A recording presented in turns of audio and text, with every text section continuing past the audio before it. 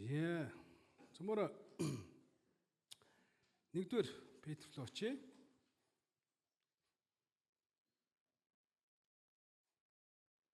Нэгдүгээр Петр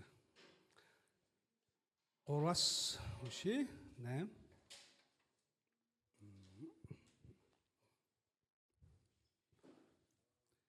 Эцэст нь бүгд эв найртай, энэрэнгүй, яхан дүүсэг, ийдэг өгөөд бодолтой даруй байцгаа.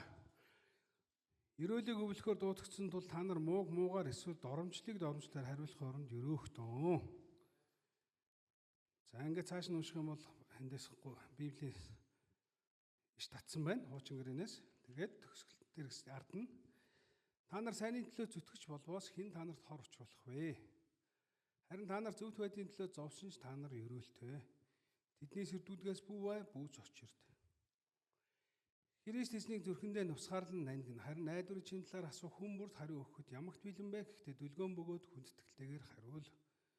Мөн сайн мэс чанартай бай. Ингэснээр Христ дотор сайнаар бие авчихыг чинь мууслагчид та нарыг үтгсэн зүйлдээ ичих болно.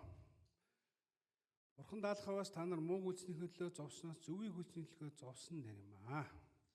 За ингээд Есүсийн жишээг өгсөн байна. За энэ хүртэл зөвөр уншия. За хизээ гэдэг би санахгүй байна. Ямарсан нэлээд сүүлхэн хавц би нэгдүгээр Петр 2 дугаар бүлгээс хуваалцж ирсэн. Тий. Манай сургууль YouTube байрлуулдаг тийм ээ. Одоо номлолыг тэгээ та хүн сонирхол тэндээс олох бах. Тий. За. Тэгээ 2 дугаар бүлэг дээр болохоор ийм байгаа. Та нар бүхий л сонзон зайлмыг хоёр нүур атаажтай болон гүтгэлэг бүхний хайж үгийн цэвэрсөг нялх хөөгтүүд адил хүссэн дэмүүлээ. Ингэснээр та нарт түүгээр авралт хүртлээ өсөх юм аа гэж.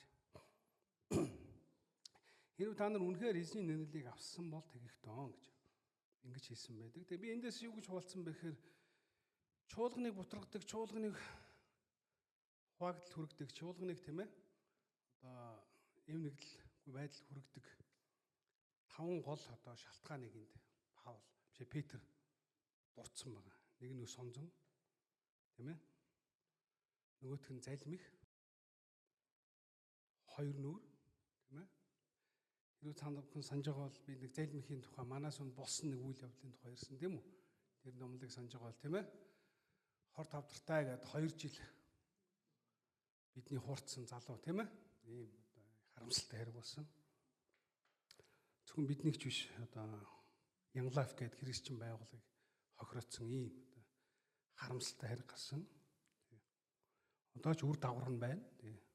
Тэрнээс болоод Young Life-аас сургалтын төлбөрөөр даалгаж исэн манай зарим оюутан христ итгэгч нар маань одоо тийм дэмжлэг авах боломжгүй болсон. Тэр явдлаас болоод.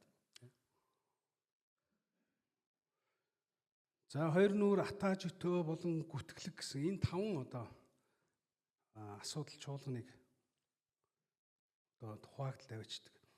Гэтэ бид нэр харсан ярьж исэн би. Энийн араас Паул юу гэж хэлсэн? Үгийн цэвэрсөг нялх хөөгтүүд адил хүсэн тэмүүлээ гэсэн.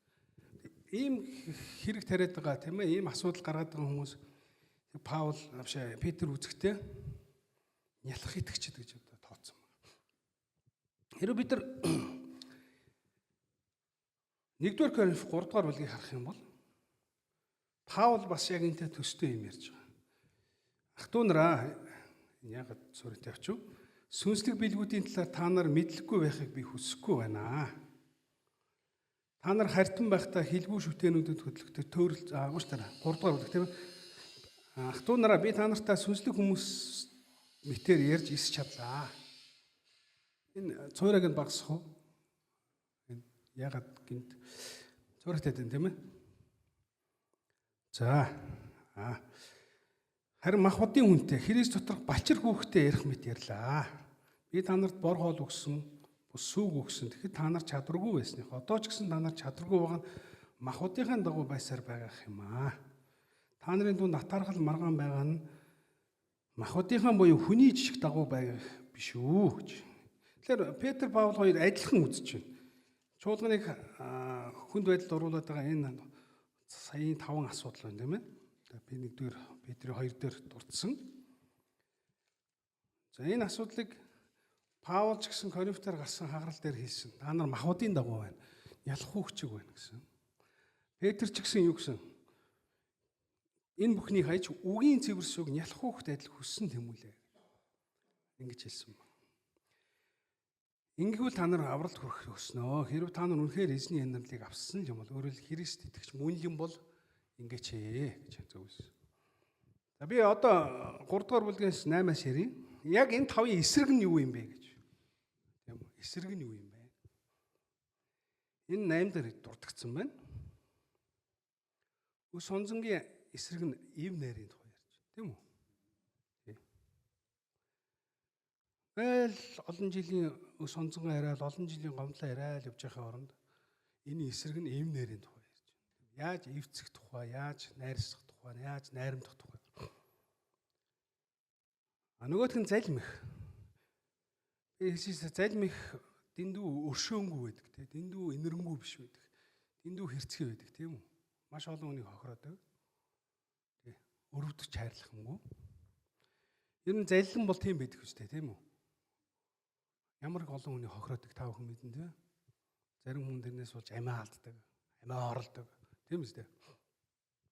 Заллин дурдсан хүмүүс. Ялангуяа одоо үйл хөдлөхөд байраад 200 сая, 170 сая, 300 сая алдсан хүмүүс яа. Дээшээ тэнгэр хол доошоо яах газар хатуу өгчээр тий. Хэдэн жил одоо орон байргүй ингээд зовж шít. Нөгөө залсан хүн дэндүү инэрэнгүй биш үү шít. Дэндүү юу гэдэг лээ? Харгис. Залмихын нөгөөх нь инэрэнгүй байх тухай ярьсан. Хоёр нүур гаргана гэдэг эсрэг нь юу? Хахан дүүсэг байдал. Хоёр нүур гэдгийг би тайлбарлахдаа юу гэж тайлбарч байсан. Энэ бол тал засах, тийм үү? Хүчтэйд нь инээж, тийм ээ? Сул доройд нь ир бэрэ харуулах гэж. Тийм үү? Чуулган дээр Яаков бол энийг маш тодорхой байсан. Баян хүн орж ирэх юм дээшээ. Тийм ээ. Өөрхийн ядарсан юм байна. Чи цаанаас суу гэж. Ийм хоёр нүур битгий гар, ялгуурл битгий гар. Яаков илчилсэн байдаг. Та бүхэн Яаковын сагтлыг санаж байгаа бол. Уул нь адилхан Бурхны дүр төрхөөр бүтээгдсэн. Адилхан хүмүүс, мах цустай хүмүүс орж ирж байгаа. Яг зүгээр хөрөнгө жинэний хувьд ялгаатай болгоос биш яхаа. Тийм ээ? Бус юмараа адилхан шүү дээ. Тэр хоёр нүур гаргана гэдэг бол тал толгой татах, алаг үзэх, ялгаж харьцах гэсэн санаа явж байна. Үүний эсрэг байдал нь бол яг ахан дүүсэг байна. Атаа житөө яах вэ? Нөгөөх нь юу? Ийдэг байх тийм үү? Ойлгомжтой үстэй баг тайлбарлалтгүй тийм ээ? Тий. Хүн атаархсан хүндээ ийдэг ханддаггүй үстэй тийм ээ? Хүн чөтөрхсөн хүндээ ийдэг ханддаггүй. Тийм биз дээ.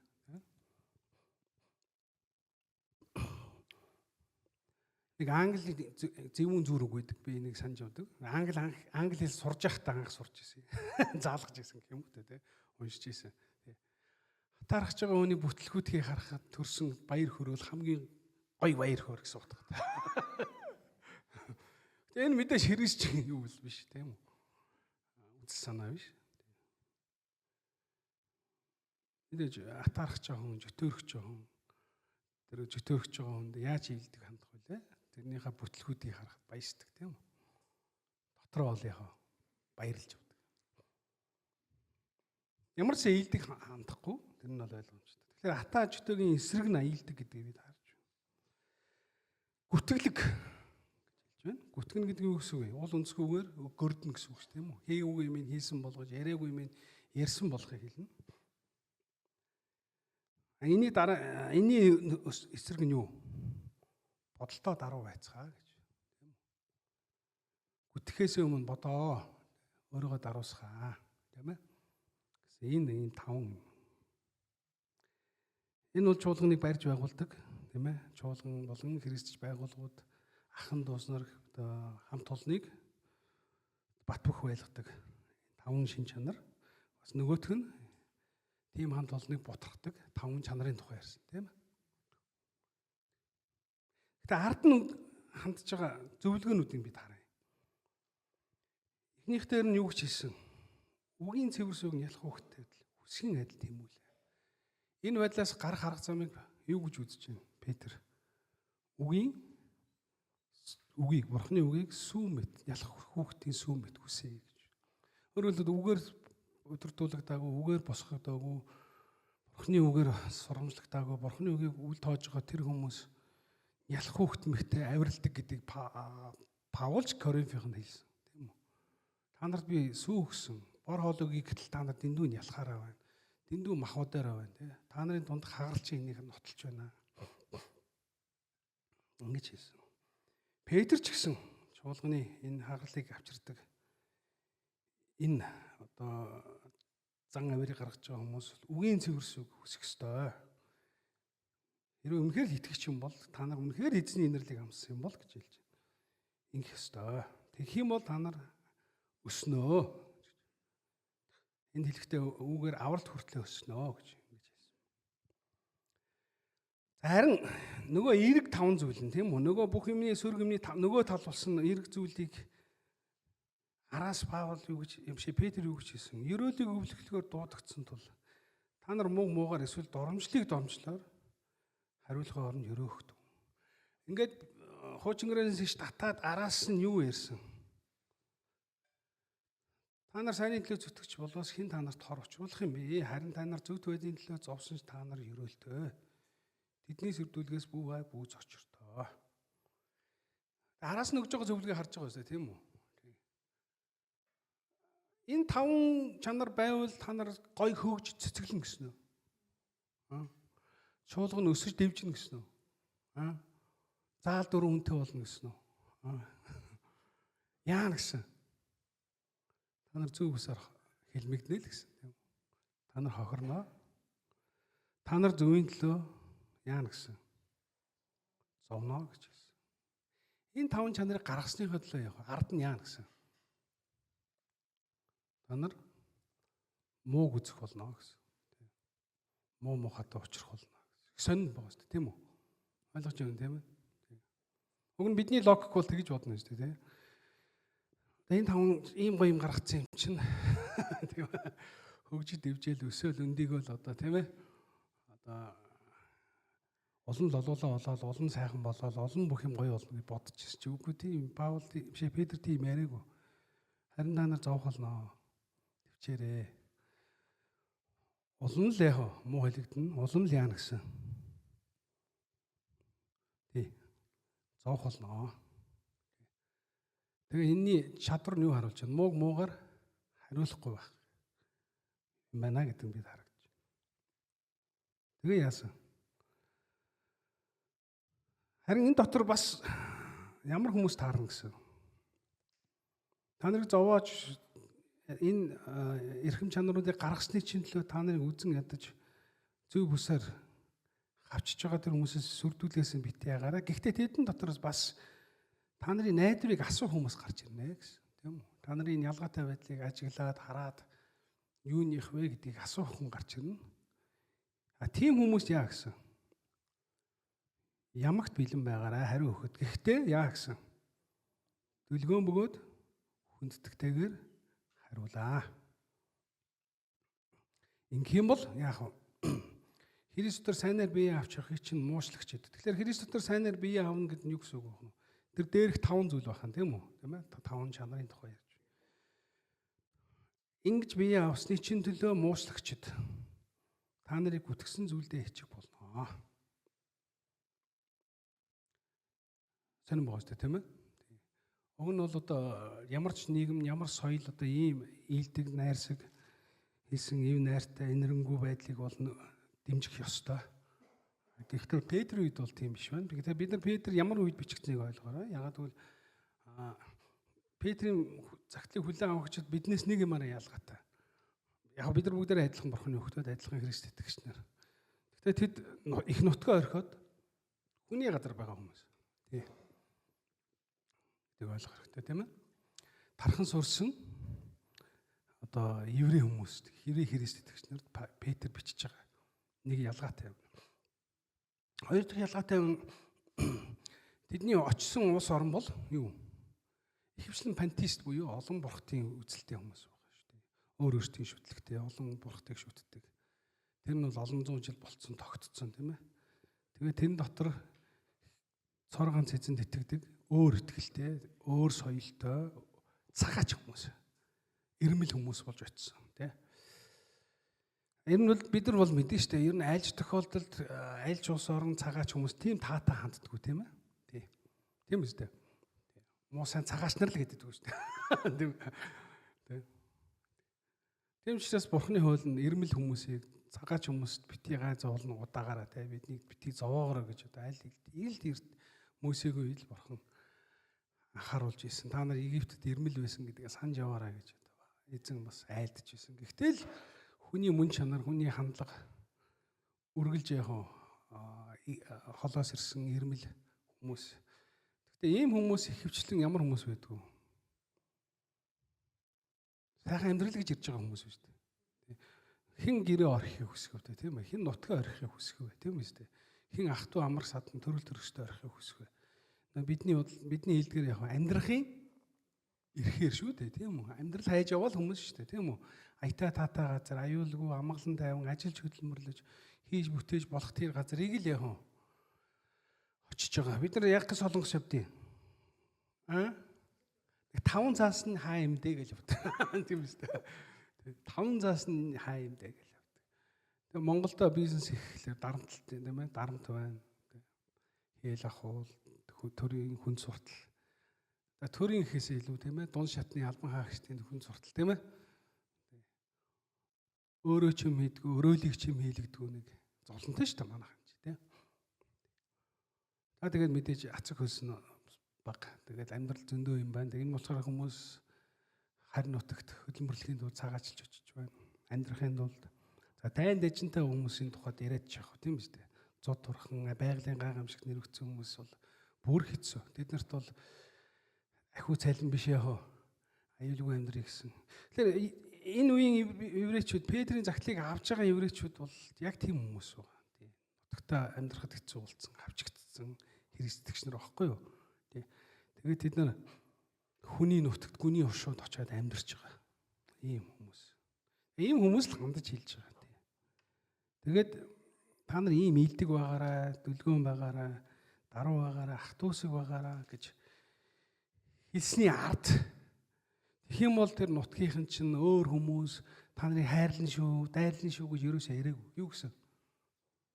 Зовноо. Тийм үү? Ийм байлаа ч гэсэн яах вэ? Зовноо. Би ингээ нэг унших таацсан. Бид нар ийм байвал яах вэ? Бид нар бол нэг соёлтой, нэг нутгийн, нэг Монгол хүмүүс те. Бид нар бол ирмэл хүмүүс биш, те. Бидний ийм байвал манай нийгэм яаж хүлээж авах вэ?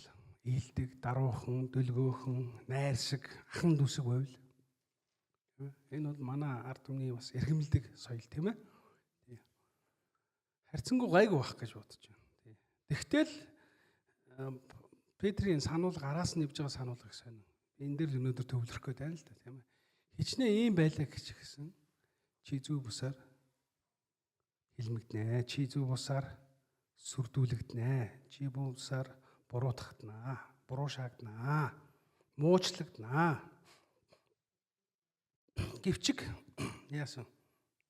Христ дотор сайнаар ингэж авч явбал нэгэн цагт яана гэсэн. Муучлагчид та нарыг гүтгсэн зүйлдээ ичих болно. Ингэж хэлсэн. Бурхан таалах аваас та нар муу гүйцнийхэн төлөө зовсноос зөвийг гүйцнийхэн төлөө зовсон дээр. Энэ их сони өгүүлбэр. Чи юу би ингэж уншсан юм уу? Чи юу ч хийсэн зовноо. Буруу юм өдөртэй дөрвөө зовно. Буруугийнхаандаа зовно тий. Чи сайныг хийсэн ч яах вэ? Зовноо. Тэгэхээр яасан дээр үү? Сайныг хийж байгаа зовцсон дээрээ. Гэтэ энэ их урд нь их гоё. Бурхан таалвас гэж. Тий. Тэгээ энэ үгийг би жоохон бодсон. Бурхан таалахавас. Тэгээ Бурхан биднийг сайныхын төлөө зовхыг зөвшөөрнө гэсэн үг гэж би ойлгосон л доо. Тэ. Бурхан таална гэж үгж байгаа. Зовхыг нь таалах тухай юм уу? Үгүй л дээ. Сайны төлөө зовхыг таална, зөвшөөрнө гэсэн үг тийм үү? Тэ. Өөрөөр бид нар Библиэд ийм түүх зөндөө мэднэ. Хамгийн наазахын жишээ бол Йоб байна. Тэ.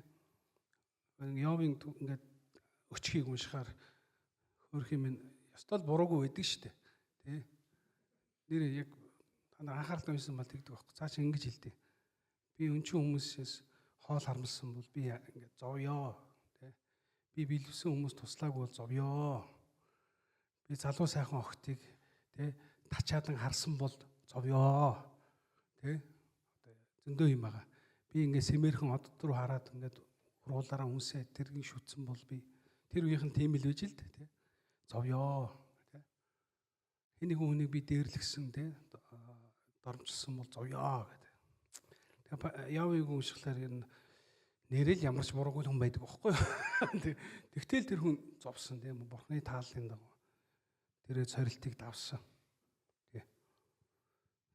Гэх мэтчлэн бидний эзэн одоо энд бол эзэн Есүсийг жишээ авсан. Учир нь Христ нэг ч удаа нүглийн төлөөс өгч биднийг Бурханд аваачихын тулд зөвхөн зөв тусыг орсон. Ингэхдээ махбодод өгөх сүнсэнд амьлуулагдваа гэдэг ингээ Христийн жишээг авсан тийм үү.